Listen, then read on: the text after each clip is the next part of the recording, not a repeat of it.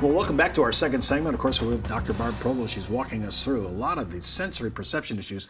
And years ago, when you were on my show, you told a great story that really helped me understand. Actually, it introduced me to the world that you live in. It was called the skirt story, how a woman purchased a skirt. And I found it so revealing. It helped me understand all these engagement issues that we talked about in the first segment are all in play in this story. True. So I'd like you to share that. Well, the skirt story is about going out to buy just a simple black skirt. Now, I'm sure you've shopped with your wife, your daughters, you go to the mall. We see a lot of men at the mall waiting. not waiting on the bench, right? Exactly, that's me. Yeah, waiting for their wives and daughters to go in and out of the stores. So just to buy a simple black skirt, you know, it could seem a lot like this. You go to the mall, you go into one of the stores that you like, you see there's a black skirt. Now, a man might say, what size? Picked it out, we're done. Not so much. Let me try this black skirt on. And you're like, yeah, it fits, but you know what? It's not really the length that I want, so let me try a different one. Don't really find one here at this store. I'm gonna go to a different store. There's a black skirt. Okay, we're done. No, we're not done. Let me try this on. You know what? It's not really the fabric that I want. It's knit. I was really thinking about something different, a little bit more clingy, so I have to try a different one on, The length, the zipper, is there a pocket? Isn't there a pocket? What kind of fabric is it made out of?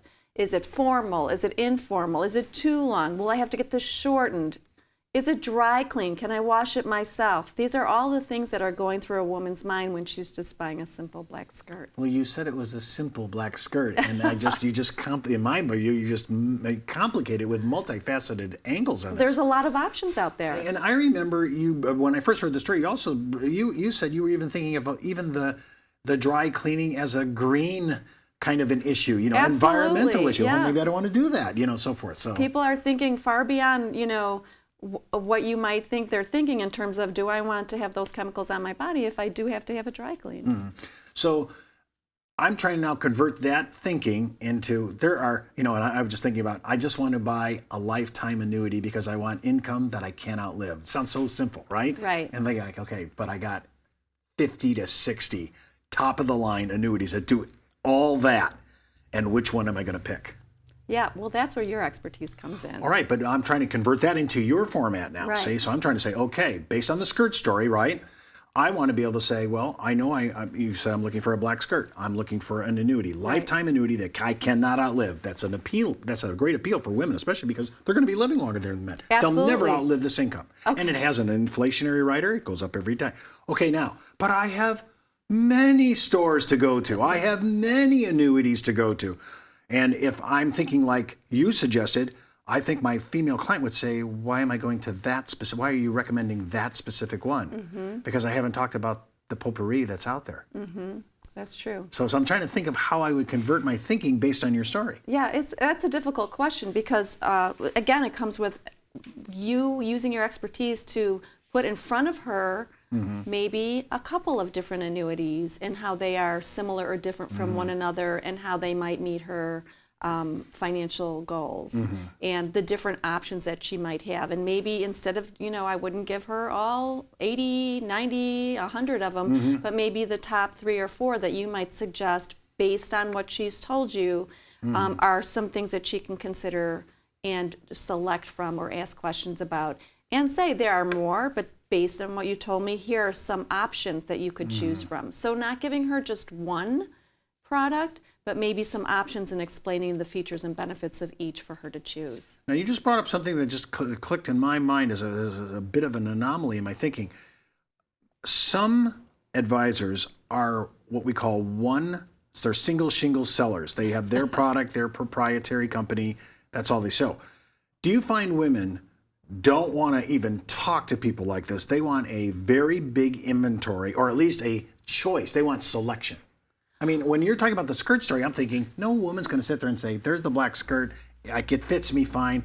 The fabric's not that big a deal. The length is okay. They're not going to micromanage it like you said in the story. Oh, no, that's not true. They are going to do that.